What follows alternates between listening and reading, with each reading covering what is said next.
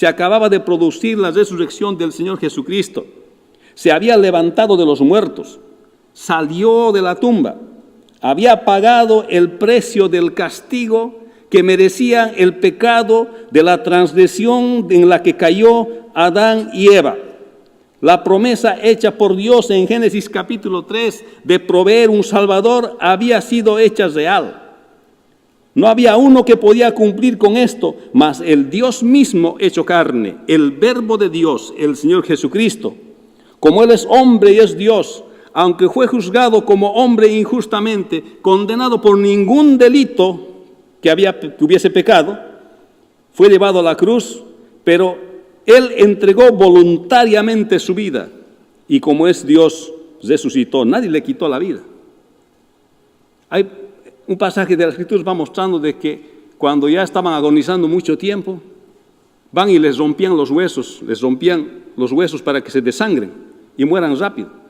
Y cuando rompen los huesos de los ladrones, se acercan al Señor, el Señor ya estaba muerto, así que no les rompen los huesos como está también escrito en las Escrituras. Más bien el soldado le punza en el costado y dice que sale como sangre y agua. Así que allá fue y pagó. Se combinaron los dos atributos de Dios perfectamente en el sacrificio del Señor Jesucristo. La justicia de Dios que castiga el pecado del hombre debido a la transgresión o la caída de Adán en Génesis capítulo 3, y el amor de Dios que ama al hombre de tal manera que vino en su rescate, Juan 3:16. Aquí se coordinan ambos atributos del Señor, porque la justicia de Dios dice todo pecado se debe castigar. Y Adán en Génesis 3 pecó por todos, desobedeció a Dios. Y el pecado les fue imputado a toda la naturaleza, a todos aquellos que nacen después de Adán, nacen en pecado.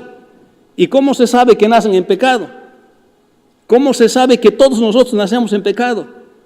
Desde que nacemos y nos damos cuenta, empezamos a pecar, con eso damos evidencia de que hemos nacido en pecado. Y siempre se les digo, por más lindos que parezcan los bebés, nacen en pecado. Y todos, por más lindos que seamos, tenemos una naturaleza pecaminosa, pero allá el Señor Jesucristo había resucitado. Dios había castigado el pecado de la desobediencia de Adán. Y el Señor Jesucristo, siendo el mismo Dios, llevó ese castigo, y ese castigo no podía haber llevado nadie porque no había un solo hombre que no tenía pecado. Porque no hay justo ni aun uno, dice Pablo más tarde. Y luego el amor de Dios se combina ahí mismo. Porque en lugar de que nosotros vayamos al infierno, Él fue castigado y mostró su amor y recibió el castigo por nosotros. Las dos cosas, la justicia de Dios y el amor de Dios. Por eso no hay contradicción en esas dos cosas. Y aun siendo cristianos, nosotros no podemos encontrar contradicción entre la justicia y el amor en nuestras propias vidas. Porque el Señor nos ha enseñado cómo Él ha manejado la justicia y el amor.